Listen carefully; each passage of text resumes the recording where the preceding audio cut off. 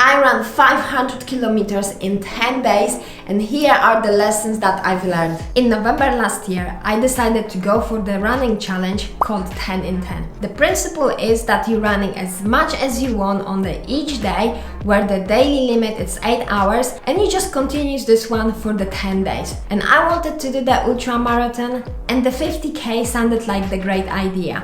And after finishing it, I would hit 500 kilometers. So the plan was set to achieve that goal. Every day I learn a new lesson, and I want to share these lessons with you, so hopefully it will help you with your ultramarathons. So here are my 10 lessons learned during 10 days of running. Some races will have the toilets on the course and some won't. But for the races that will have on the course, just make sure that you know their location beforehand, because they might be very useful. And you might be like, yeah, I'll be fine. You know what? In the worst case scenario, I will go into the bushes. But you might be surprised that there won't be any bushes. And on my race, it was like for the first 3 days, we were running a loop around 7 kilometers, and the toilet was at the start, and the second toilet was somewhere around 4 kilometers. But on the first day, I didn't know where the second toilet is. And just luckily, I found some bushes. Even if you don't feel like 100% going into the toilet, when you are next to the one, just go for it, because you might not get to the next one. This strategy works perfectly fine for the rather flat races where you don't have many hills to hike. So I implemented the strategy on my second day, where I was running for the 6 miles and then walking for 1 mile. And this one helped me to save my legs, my body, but also it gave me the break for the head.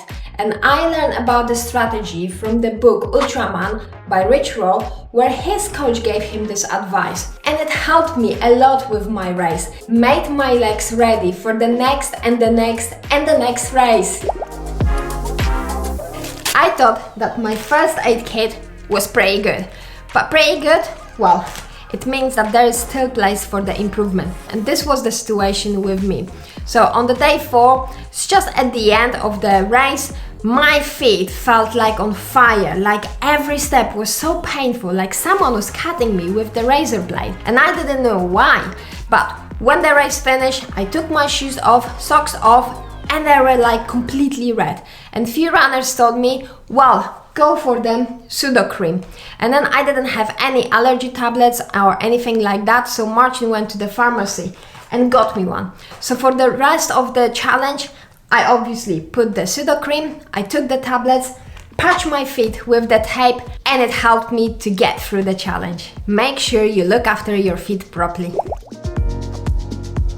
Normally during my ultras, I have a problem with my stomach at some point, and this is due to GI issues. However, I found a perfect food, which is the baby food and the pancakes. So the baby food is just a simple pouch from the Lidl, and the pancake, it's the tortilla with 100% jam. And I found out that it doesn't upset my stomach, it goes down very easily. And another thing is, it's all natural and it's much cheaper than any other running products.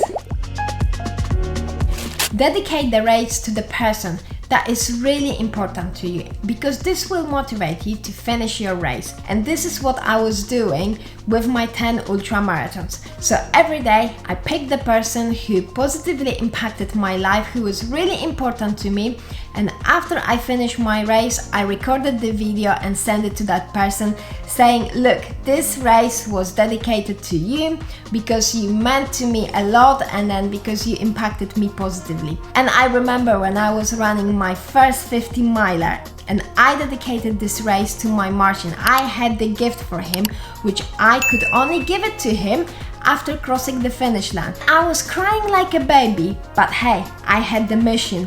And yeah, I gave him the gift after I finished my first 50 miler. And by the way, the video is here. I had a normal running sunglasses, and when the sun was like that, shining in front of me, it was perfectly fine. But at the different angles, when I was running like that and the sun was coming in between the sunglasses and my head, it was pretty annoying. So right now I decided to go for the sunglasses that will wrap full my face, and then there will be no space for the sun to come in and I won't have any blind spot whatsoever. The first kilometer of your race may feel horrible, and especially if you're running the stage races, because your body might be in pain from the previous day of running. However, be assured that as the day goes on, it will be much easier. Your body goes in sync and the pain will go away. And it was the same situation with my running, where the first kilometer, my muscle around the left knee was just screaming at me, stop! But I just ignored it and just carried on, and it warmed up properly and there was no pain anymore. So don't let any signs of the discomfort to stop running your race. This was a game changer for my legs. Obviously for the races with the strict cutoffs, you won't be able to use it. However, for the stage races or for the races that got a long cutoffs, yeah, this is a must. So I've been using it every day after my race, and it's just like massaging my muscles, and they went so relaxed and it was so much easier to run the next day. And I've got a mini massage gun, and this one doesn't take a lot of space, so it's perfect for the traveling. And check this video which one I'm using and why.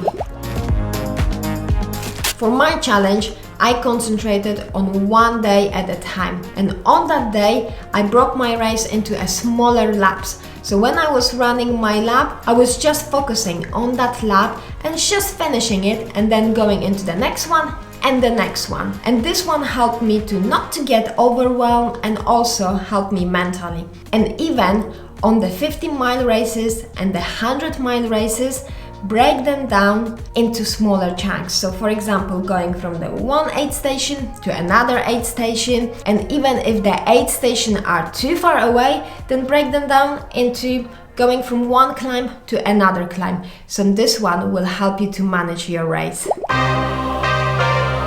Probably you heard that before, to put the music on when the race pushes you into the dark place. And this is what I done in my race. When I was in that funny mood and I couldn't get out, I started listening the music. And yes, definitely it helped and changed my mood 180 degrees. However, what I would say, what I would suggest is just not to listen the music all the time, because it may lose that kind of magic. Only when you really need this one. And to be honest, this one was the first time when I listened to music. Here you have my 10 lessons learned from my last running challenge, and I hope these been useful for you. And if they were, come on, do me a favor and smash that like and subscribe button, because I'm putting every single day a fitness tips, and I'm sure they will help you with your fitness goals. And if you've got any running friends, come on, share this video with them, help them to finish their race. But other than that, peace out.